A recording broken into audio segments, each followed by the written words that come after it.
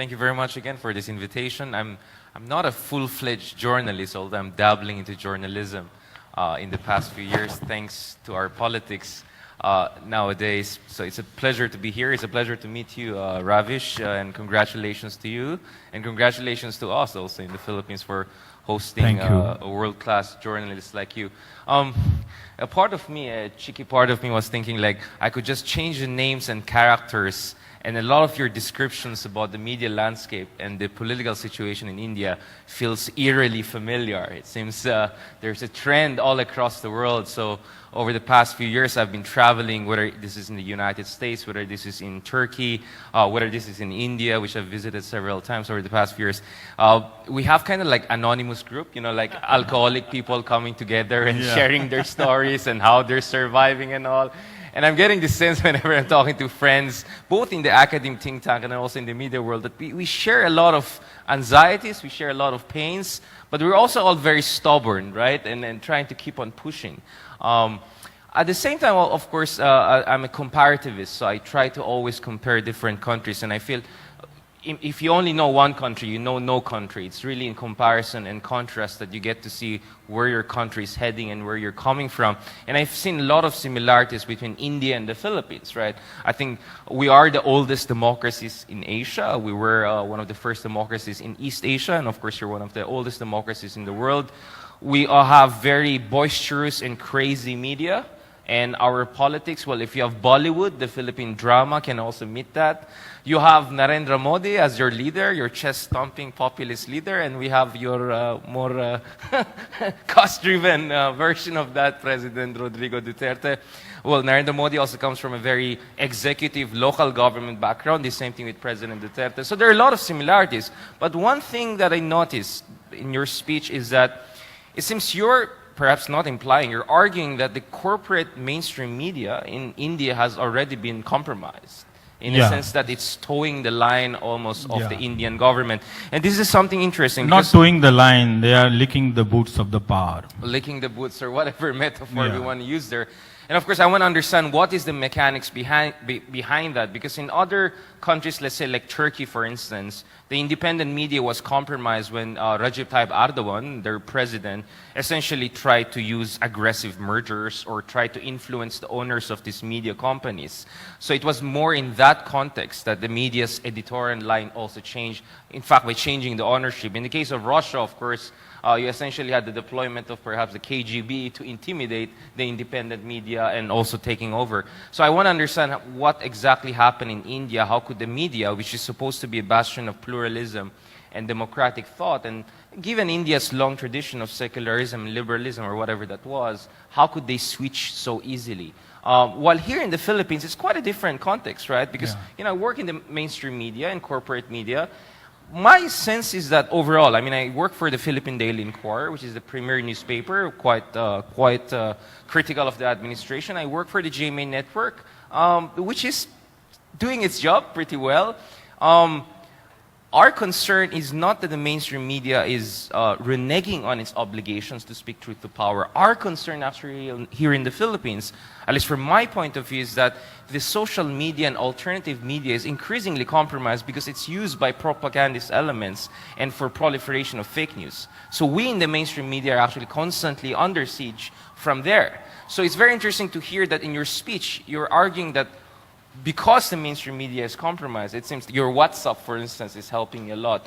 But at the same time, we're also seeing all of these frightening stories of how WhatsApp, in particular in the case of Sri Lanka and Myanmar, was used to spread disinformation and bigotry and hatred, among other things. But it seems you're still maintaining that because of the compromise in the mainstream media, alternative media and social media is one of the avenues by which you're interacting with the public.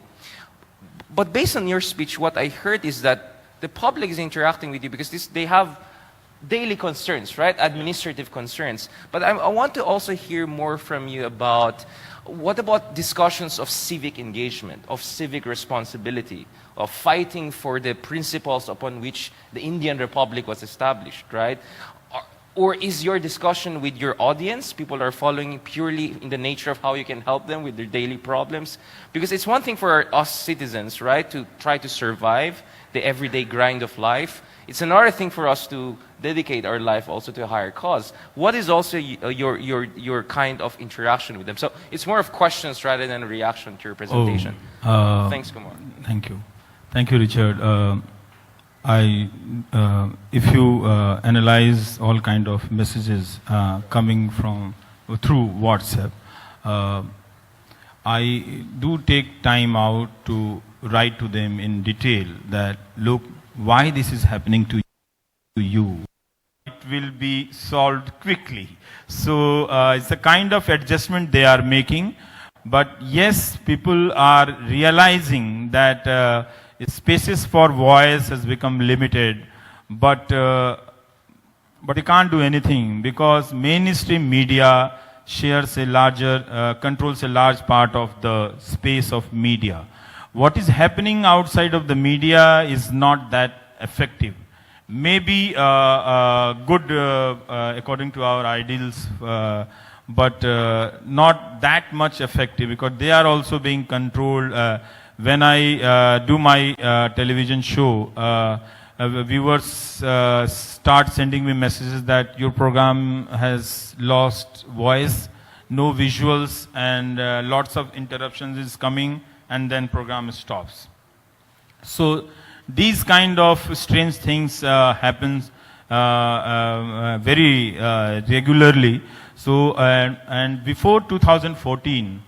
This mainstream media was preparing for the coming days. Newsroom, the reporters in the newsroom, the very talented reporters were thrown out, and first newsroom became an empty place, and 2, 3, 4 faces brought into the newsroom as an anchor, and they were started labeled as a, everyone started calling them as the face of the channel. Now they are the face of the nation. If this is the face of the nation, everybody should be worried. So now you don't have expert reporters, you don't have reporters who investigate, who take a great challenge. You have only anchors who spends their morning in the gym to make them fit so they could display their muscles in one of the interview also, and they prepare themselves to look chocolatey, and they come to the newsroom, and agenda is served through various means, through morning Twitter troll and reactions, and debate started from that origin. So the ground of the agenda and debate is prepared somewhere else and delivered by these anchors who I call them as a daily delivery boys of propaganda machinery. So and if you analyze their language, full of violence and threats, news anchors. And if you read the content of the WhatsApp messages, bigotry, filled with bigotry and jingoism, you will find a great deal of similarity. Now the leaders have started in the same language. So threat is the new normal, and they are the mainstream media has cut down its entire network of news resources of news gathering process. These 4 or 5 anchors are in the newsroom, and they took over the evening of any primetime news channels, and the evening become very very shameful for me that this is the media of a great country, and they are calling out people, the few numbers of people, and you do not anti-national, and you do not see any space for opposition in this media. This media is killing opposition every day, every seconds. And I would like to say that in 1 or 2 years, you will not have any faces of oppositions. oppositions will be wiped out from the mind of the people. They already have started saying that, look, there is no opposition. Opposition is not working hard. Rather, they should be saying that where is the government? Why government is not working hard for us? So, if I cannot imagine any democracy without voice of opposition and without opposition party. So this mainstream media has worked very hard to kill the spirit of Indian democracy. And in the name of our great army, in the name of nationalism, all these criminal acts are being done every day, every night. So is India still a democracy in that sense? Still a democracy. Because you have elections. Yes, we have elections and still a democracy because, yes, there I can see, I'm very hopeful that even those who vote for the ruling party, they also realize that this should not be the media. This media cannot represent the greatness of Indian democracy. When you talk about Indian media, उनका sir शर्म से झुक जाता है. In English, how do I say? They bow down their heads with shame. So you cannot go anywhere in the world with your head high, and that I am coming from a nation which has a great, vibrant media. Indian media is in a very bad shape, willingly. And one must notice that the ideological transformation is very problematic. Anchors are speaking in a language of political party. Their ideological propaganda, their ideological manifesto. Their language, their idioms, their words are chosen from those vocabulary of the ideological propaganda. They're talking points. Yeah, they're talking points. Yes. You've been in Yeah. Just last question. You've been in the media for decades in India. Did you foresee this situation? Was it like an arc that went downwards, or was it like a cliff that suddenly went downwards? No, I could not foresee this ideological transformation, but I did foresee that this media is not doing its job. It has collapsed from within, and they are just for making businesses with the government and with the corporate, and corporates have controlled the most part of the media. They are using this platform to get the businesses done with the government.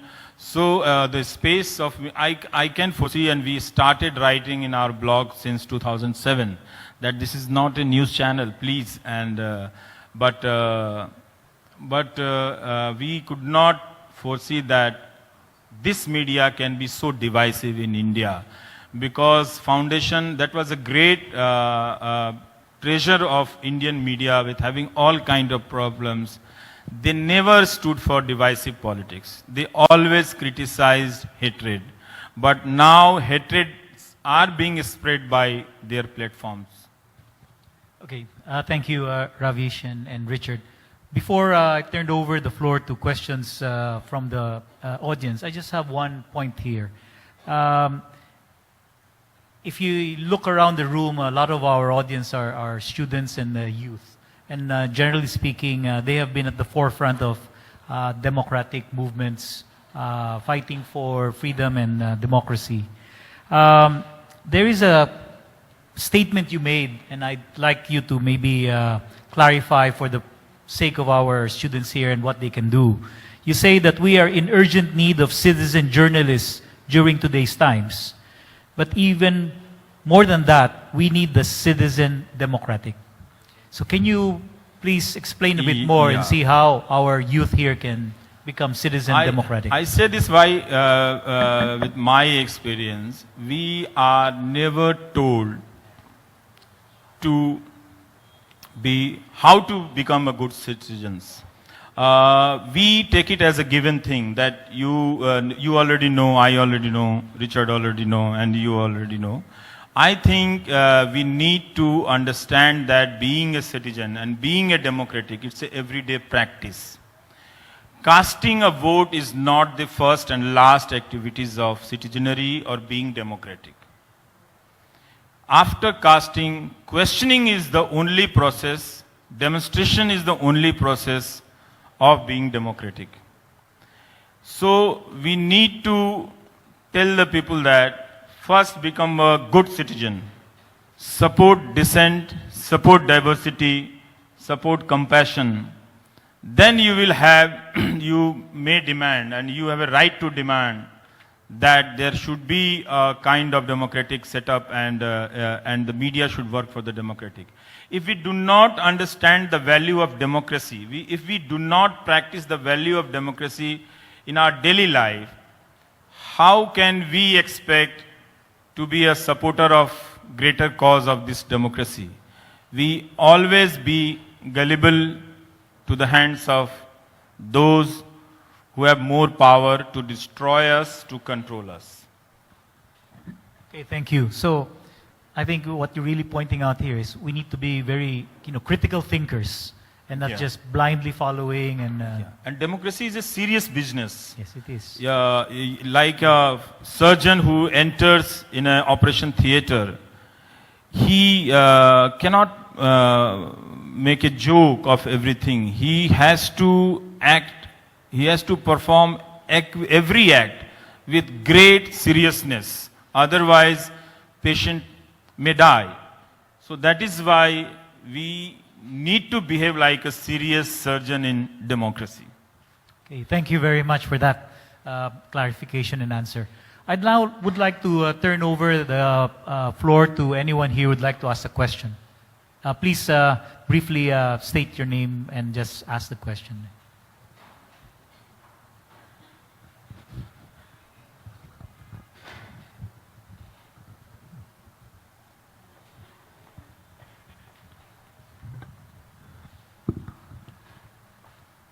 Hi sir, thank you sir.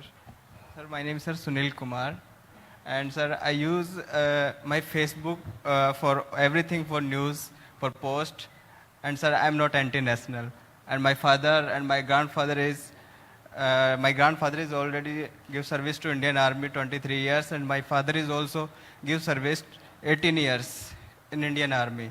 But I post in Facebook everything about, like last day I post your photos. They said, why are you standing with anti-national, and you are also anti-national? And everything that I post, always messaging anti-national, sometimes threats, you came India, we will tell you what is the real democracy. And I belongs, sir, from that place, from Pehlu Khan, there is assaulted in Behrod Alwar. I belongs from the Alwar. So sometimes I get also sir message from my village and from Behrod. Why are you posting about the Pehlu Khan? They are all our brothers. They are going to jail. I don't care about they are going to, but they don't have any right to assault anyone. The name of animal, because the humanity is the first. Before religion, before animal, before everything, humanity is the first. So my question is, sir, to you, sir, about the last time is happening the election from the electronic voting machine, EVM. So, sir, what do you think about that? This is constitutional or unconstitutional, sir? First, great to know about you, Sunil, and you are the ideal citizen, what I'm talking about. So, you are taking your views, your views are based on rationality, compassion, and humanity, that one should not be killed by a mob. And mob cannot be defended in the name of village castes and in the name of religion or in the name of anything. So great that you maintain this kind of rationality in this environment. That is why I have a hope that there is Sunil, there is a girl in Chandigarh, there is a boy in Maharashtra. Things will be better tomorrow. Regarding EVM, my views is different, and it's based on the judgment of Supreme Court of Germany. This kind of case came before the Supreme Court of Germany, and the Supreme Court of Germany decides that since it is a machine, and not everyone can understand how machine works, in any democratic process, it is essential to have equality of participation. That is why when you go to cast your vote, Election Commission sanitize the entire space of polling booth. It provides a great deal of security, so no one can be threatened, and everyone can walk in to that polling booth and cast his or her vote. That is why in this context it's very important to have understanding the process of election. Machine does not provide that kind of equal opportunity. You may be a software engineer, you can defend this machine, you can criticize this machine. I am not a software engineer. I have to rely upon you that Sunil is saying that this machine is right, or Rakesh is saying that this machine is not right.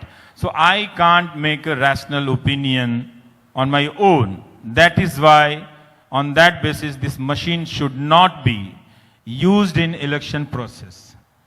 And I think the Supreme Court of Germany pronounced a rational judgment that machines should not be part of electoral process. Anything which requires a special knowledge to understand is against the essence of equal participation in the process of democracy. Yeah, thank you, sir. Thank you. Very interesting question, which is also relevant to us in the Philippines.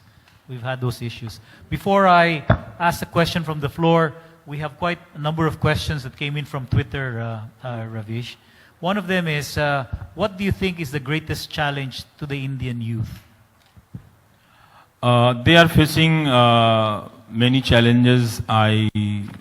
The biggest one is the education. Indian youths have been denied of better education. If you go to states and districts, the colleges are in very bad shape. We are not providing them a good education and good library, good books. So unless they get a real and good opportunity to be educated in real terms, how can we expect that these youths will perform or will defend the norms of democracy one day? So they are very, the education is killing them. They are forced to take huge amount of education loans. They are not getting loans. They are not getting jobs either, and they are paying EMI every month. So our youth is in a very bad shape. They are denied of basic educational right. Schools are in a very bad shape. Universities are in a very bad shape. So this makes a great challenge for them they spend entire life to overcome these challenges created by the government colleges, the bad government colleges, and private colleges are also in a very bad shape. So they, after college, they are doubling their university life. First they spend half of the day in the college and rest of the day in the coaching centers. And they are paying fees to the college also and to the coaching centers also. So Indian youths are heavily exploited ones. I really feel bad for them. Unless we liberate from the chains of this bad education system, Indian youths will never ever be able to deliver the potential they have. Thank you. Any questions from the floor? Our chairman of the Ramon Magsaysay Foundation, Ambassador Quisha. Thank you for that very interesting presentation, Mr. Kumar. Last year, I was talking to a former Magsaysay, or well, not a former, a past Magsaysay laureate. I will not mention his name. And I was commenting that I said the Indian economy seems to be doing quite well based on what we read in the media, international newspapers. And what he said to me, and I was really surprised, he said, don't believe what you read in the papers because it's not true that the Indian economy is doing as well as they report it to be. So I was quite shocked because I said, how can they manipulate those figures? Because the World Bank, the IMF, can check out those figures. So would you like to comment on that? Because newspapers are screening the real news from the ground. So even today, if you read the Indian newspapers, especially the vernaculars one, you will rarely find critical news about the job losses. There is a town in my neighboring state, Jharkhand. There is an industrial town, Jamshedpur, and locally they publish that more than 700, 800 factories have been shut down, and 30,000, 40,000 have lost their jobs. But the same newspapers, the national edition of the same news never travels from local to the national. So they just keep hiding in their backyard. So now the ground reporting is completely closed. If you go to the Prime Minister's home state, Gujarat, if you go to the Surat, I keep getting messages from traders from Surat. They are involved in textile and diamond businesses. You'll never find ground reporting from that place. Even they all are great supporters of our Prime Minister. They will support forever, even they loses their entire business. But they are so loyal, but they also are not getting a space in the national newspaper. They are also not getting a space in the national media. So you be a supporter or you be not a supporter, you are not going to get a space as a people story in the media. So business reporting is in a very bad shape. Some newspapers who have very less circulations are publishing, and some websites like Money Control, Mint, and Quints, and NewsClicks. They have business stories from the ground, but mainstream media never publishes the critical stories. And now the bad thing is that before 2014, you have all kind of corporates who dons black suit and black shoes to look smart on the front cover of the magazines. Suddenly I find that they don't have a voice because they lost the voice. They control the media, but their control have become a surrogatory control. The real control is the political master. So they do not express their concerns very freely now. Some of them have concern in a very restricted manner in the past few weeks. So now what you do when business stops expressing their concerns? So you don't know. The textile industries have to had to give a advertisement in the newspaper about their poor condition, that we are losing jobs and our industry is going through these kind of such and such problems. But this should be covered by the newspaper. But they had to give a advertisement on the same newspaper. So the era of real stories is gone. Still there are journalists, there are stories which are coming out and being reported. That's a great thing. But if you spread out on the large broadsheets, they will look like small dots. Thank you. Before returning to the floor, there's a question here again from Twitter. What is the best advice that you can impart to the youth that would like to advance the brand of journalism you practice, both in the grandest manner and within bounds of ethical journalism?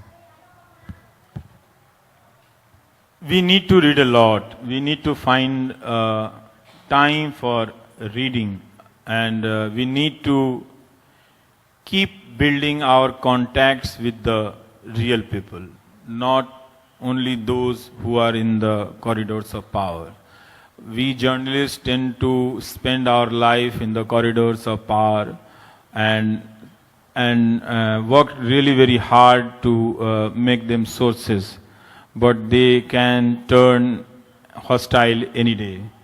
But if you work hard to walk into the corridor where people lives, you will always be able to get what is happening on the ground. Yes, in this time there is a difficulty for me. When I approach to the government for reactions, they never reply to me. Then what do? Do I shut my journalism? No, I will never. So I do my proper homework and screening and before publishing news with all kind of details and carefulness. But my advice is to keep writing. We had a editor, Prabhas Joshi of Janasatta, who took my name in one of his last interview that I think he should be doing well in the future. Then I called him that, Prabhasji, you took my name and everybody is calling and so much expectation, I am nobody. Then he asked me, do you write? I told him that, yes, I write, sometimes I write. Then Prabhas Joshi told me that you must write 2,000 words a day. I think he was joking with me. And then I told Prabhasji, do you write 2,000 words a day? He said, yes. Then I started writing 2,000 words a day. I write every day 2,000 words, less than 2,000 words and up to 5,000 words a day. There are many days in a month when I write more than 5,000 words a day. But basically, I do write 2,000 words a day. Writing makes you clear. Your thoughts clearer, your presentation clearer, and writing makes you bold. If you keep writing, there will be a mechanism will be built in your system, automatic mechanism, that mechanism will force you to say what you want to say. Write what you want to write. So for that mechanism we have to practice every day. Read something and whatever you observe, write every day. Take your life, take your profession very seriously. You don't have to, but I also want to say that please enjoy this life which I didn't. I want journalists to have their life also, to create a balance between work and life. This lesson I didn't learn, but I want them to learn that you also have a life to live. So be respectable to your life, but be respectable to your profession also. You must have Sunday, but you must have Monday also. Thank you. Okay, very, very valuable lessons here based on experience in life. Any questions from the floor? Yes, please. Hello, my name is Jana. I'm from St. Scholastica's College of Manila. And sir, you authored a successful book entitled The Free Voice on Democracy, Culture, and Nature. From there you wrote, and I quote, "Fear is now the daily bread. We are all experiencing fear. It comes to us in many different forms," end quote. So my question is now, how has fear fueled you as a journalist, Mr. Kumar? As a person, my first reaction, I do get fear. So I'm not that brave that I'm not here to pronounce that, fear does not affect me. It does affect me. But practice of every day of writing, taking situations as they are coming, makes me bold. And yes, there are number of ways you can be fear can surrounds you. The first is isolation. Look, I am a single citizen, and the entire ruling political party who claims to be the #1 political party of the world boycott my show. So this kind of isolation creates an environment of fear around you. So you have to dispel that fear. It doesn't come. What I realize that it is not born with the nature that one child from since childhood, because I acquired this this force or the practice, the habit to dispel the fear when I was surrounded by the fear. Earlier, I was a very very fearful person. I could not go to late night movies with my friends. Then I thought that no, I cannot handle my parents' ire, and someone might snatch my watch when I am coming from the late night movie.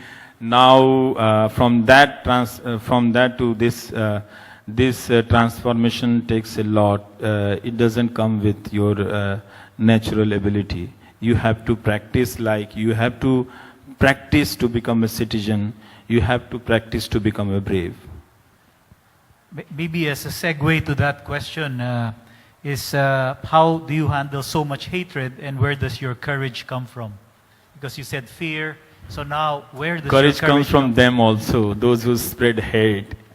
So I can see when you fill this room with voices of hatred, I can see, or anyone can see, where is the space of love? Where is the space of bravery? You will start searching space to look at, to find out that little space. And that little space gives you courage to stand for compassion, to love, and to harmony against the forces of hatred. So I believe in that you cannot survive with the hatred. Those who are supporting in the name of nationalism, they must understand that you cannot be creative, you cannot be productive in the environment of fake nationalism, environment based on hatred. You have to be compassionate, you have to be lovable, then only you can be fearless, then only you can be creative, then only you can produce a great business, then only you can produce a great literature, then only you can produce a great film also. Look at the Indian films. Most of the films now being released are heavily loaded with the propaganda of the government. Earlier in 70s, when Javed Akhtar Sahab and Salim Javed created anti-establishment image of the Amitabh Bachchan, now there is no script writer or a director in the Bollywood who create a hero with an anti-national image. So I don't see any new Amitabh Bachchan coming on the screen of Bollywood. Rather, I see a superstar is coming to propagate the propaganda of the government of the day. So they are not a star. They are not a star now. So even the space of creative space is being compromised. So look at the films being produced by the Bollywood, and the singers are writing. The songwriters are pathetic these days now. Yeah, fakiri kahan se aati hai. This I said to the Hindi audience. I can't translate in English. Yeah. Okay, we will ask our Indian friends later on the definition. Other questions from the floor, please. There's one at the back. Yes. Please come. There's a microphone. Thank you. Good morning. My name is Gillian Geronimo, and I'm currently a Master of Arts in Communication candidate at Lyceum of the Philippines University. I also used to teach in college, and I used to be a pro-am journalist, so a professional amateur. I write for community papers.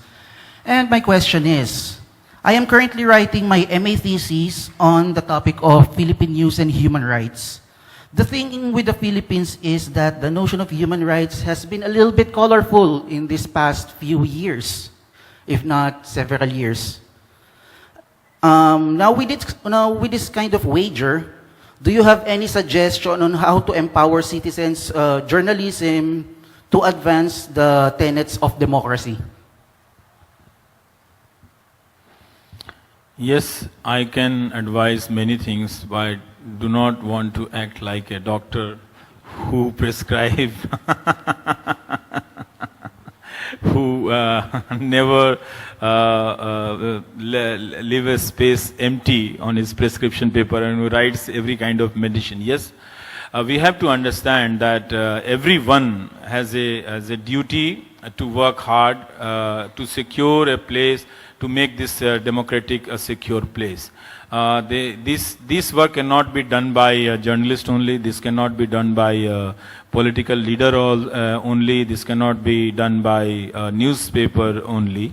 So I don't know how and when human rights become a bad word for us, for mainstream media in India also.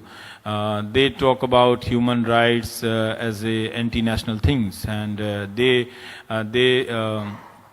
justify their act of inhuman rights and inhuman languages in the name of these criticizing human rights. So it has become a bad words and very easy thing for anyone to scuttle democracy, and see, human rights are violated everywhere.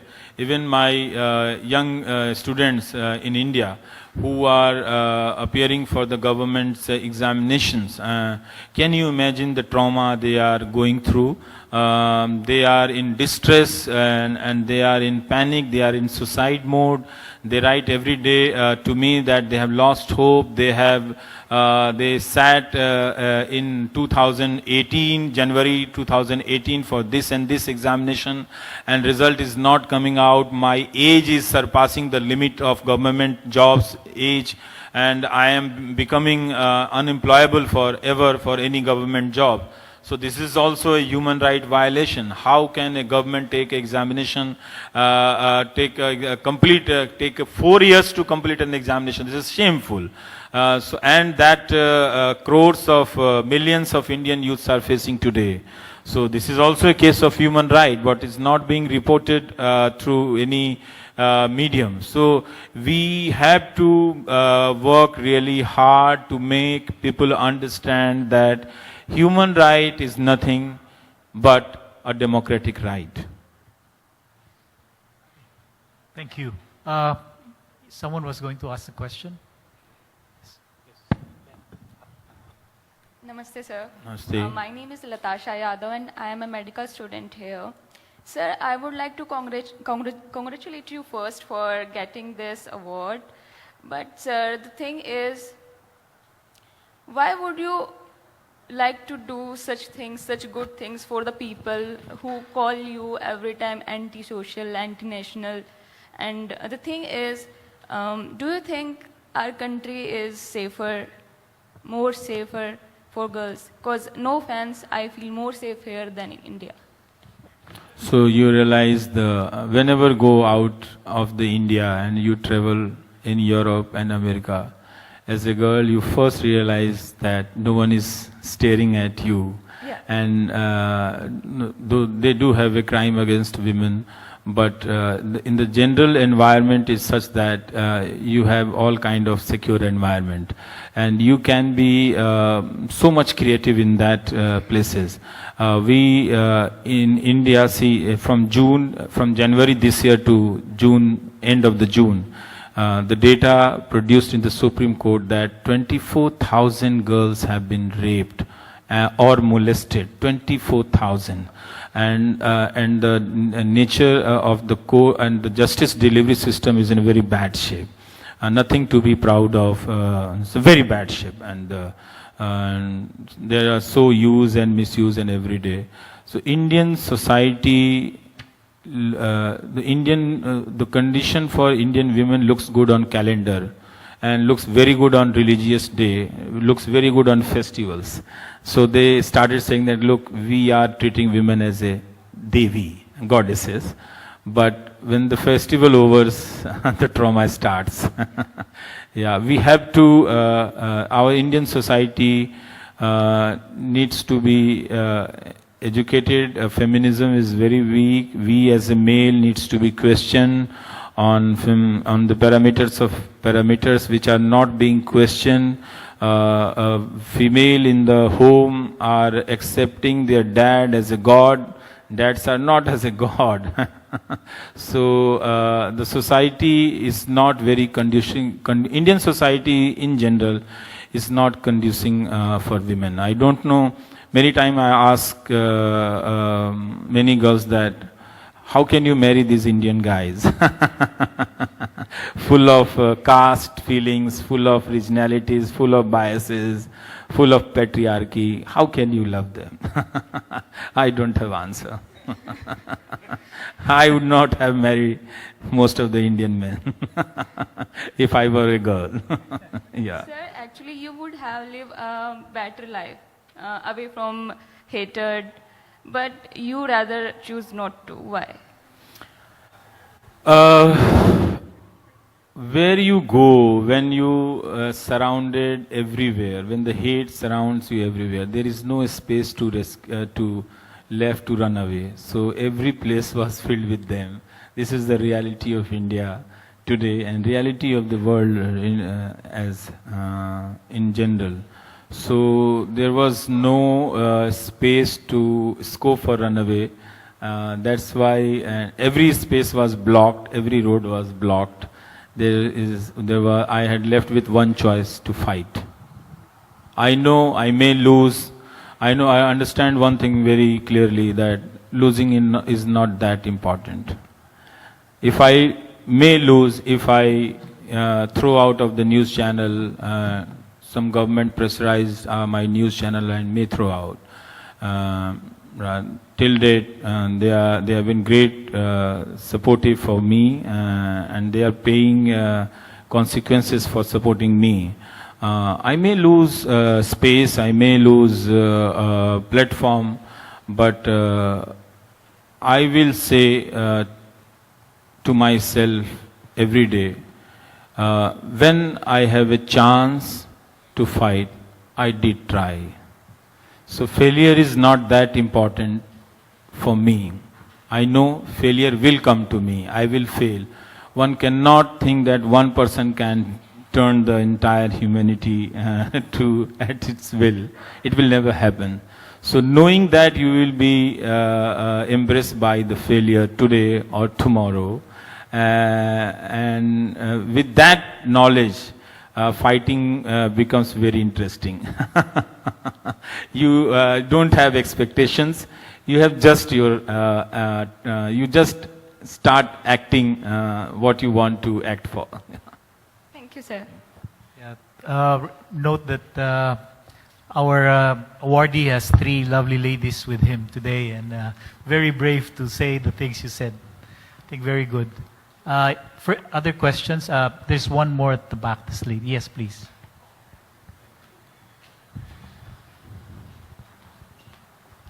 Good day, everyone, and congratulations, Mr. Thank you. Kumar. I'm Justin Ray from St. Scholastica's College, Manila, and editor-in-chief of our school newspaper. Oh.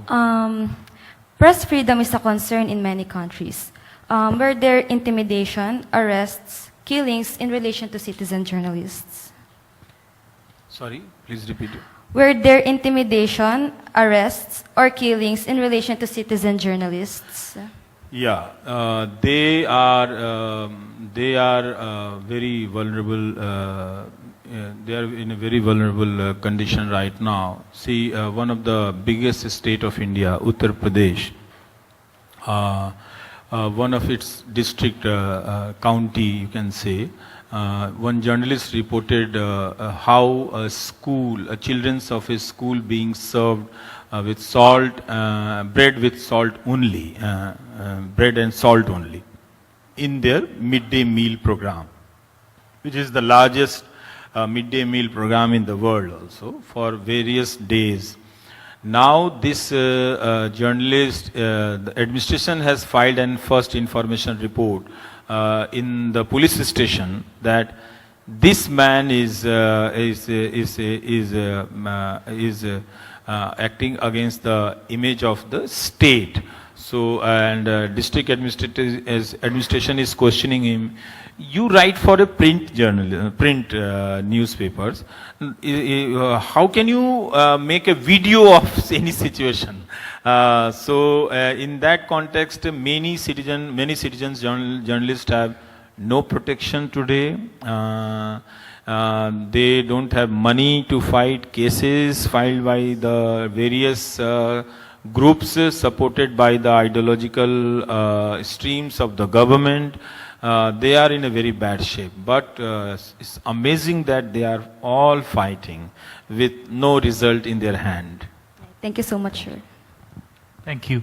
Yes, this is a gentleman. Sir, very congratulations to you. Thank you. And my name is Aniket Verma.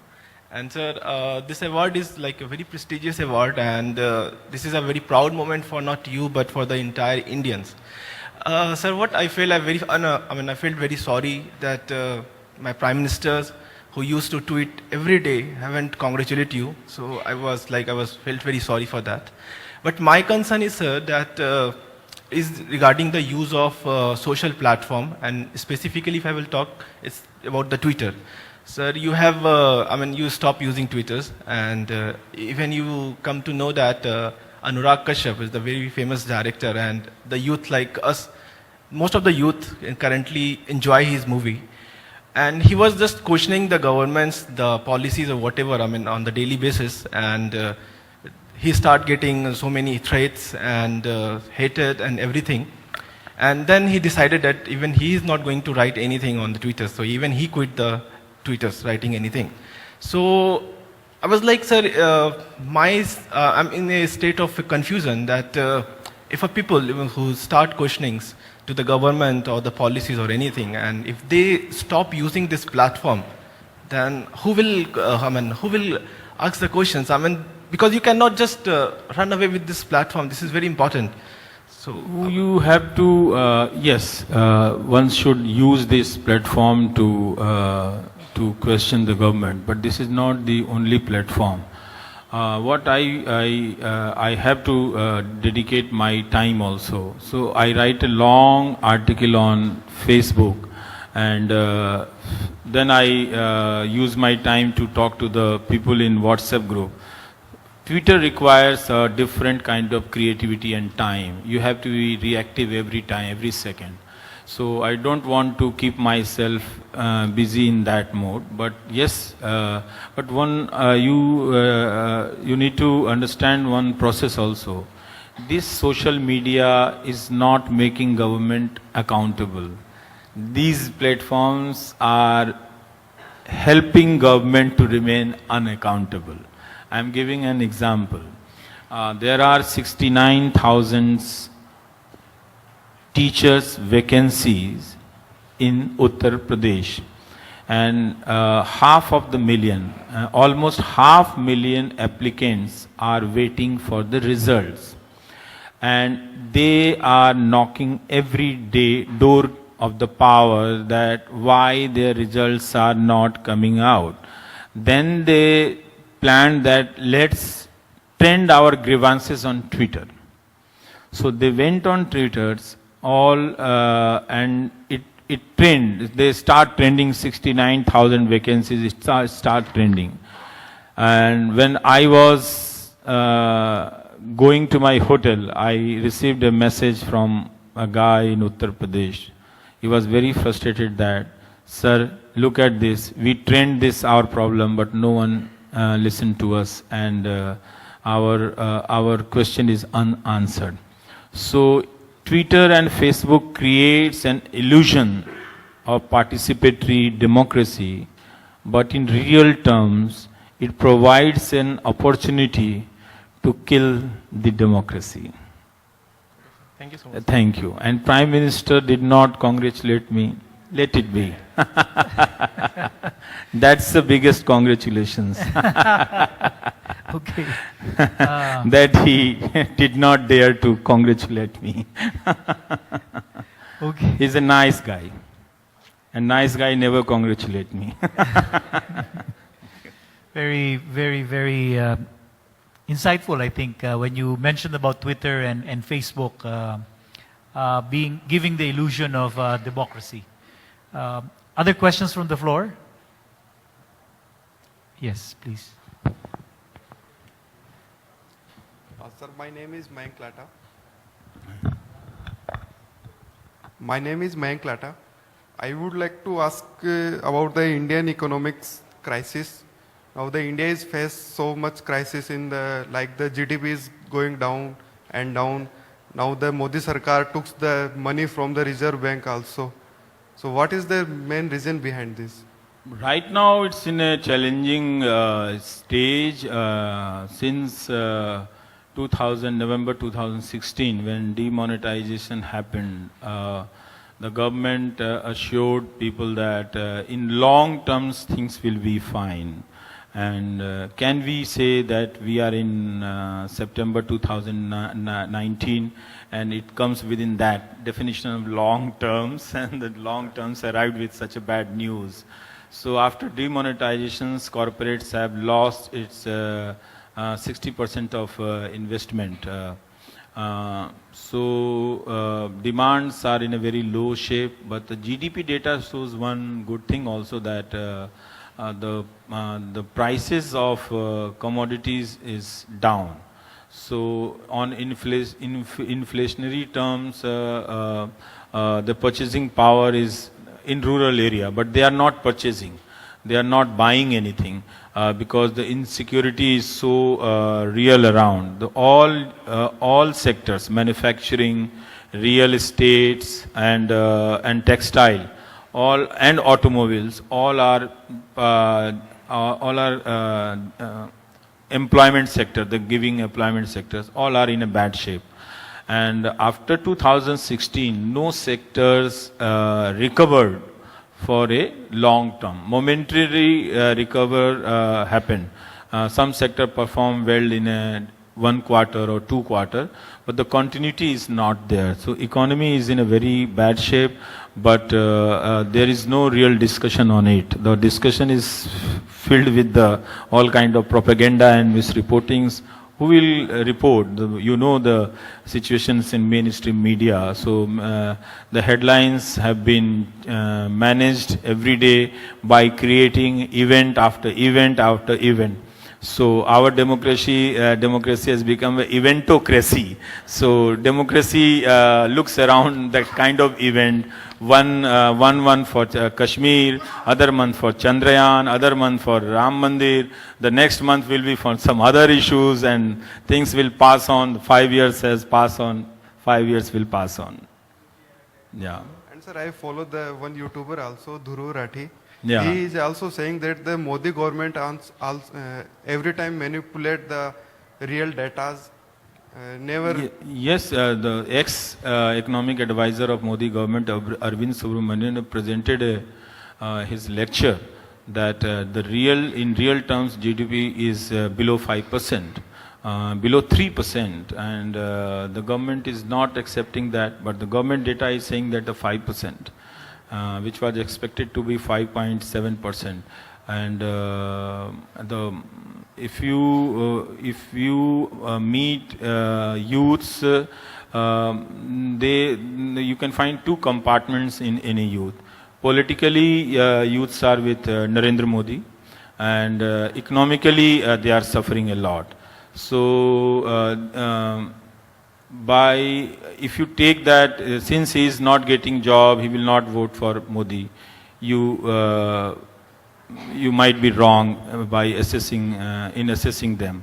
So politically he is a very successful man, so his popularity is intact, and the same youths who have got very bad education, very bad college, very third class universities, and not getting proper job, good job, are fully with him. That's a strange phenomena happening, and same youth is not asking him that please provide us good universities where teachers can have a good, where we can have a good quality of teachers, where we can have a good quality of transparent and secure examination system. Every state is facing that, but youth is not asking. I think what can you do when youth stop asking job or better education from the government? But it's a great thing that politically the same youth who are suffering from bad education system, suffering from employment opportunities, are great supporter of Prime Minister. Yeah. And sir, my last That is his biggest achievement. Yeah. last question is any suggestion for the Modi Andhbhakt? No suggestion can work for them. They are beyond suggestions. Yeah. See, if you, they are not at the fault entirely. They go to news channels every night and see 90% of them are saying in one voice. So they tend to believe that they must be, they think that they are doing journalism. They don't know that they are being manipulated. So Andhbhakts are not at their fault also. I think when they get a pure and authentic information, they tend to think also. They think. I'm not saying that they are not a thinking person. They think. We should not be saying that they do not have mind. They have mind, but they do not have a right information. If these news channels, 90 news channels, start saying right thing and pure information, this entire masses will turn to see the different kind of reality. Right now, wherever they go, whichever channel they switch on, they see the same kind of reality and accept that this is the true because journalist is saying that. How can I say blame to him that he believes in journalism and he believes that the man who is speaking on television is doing his job?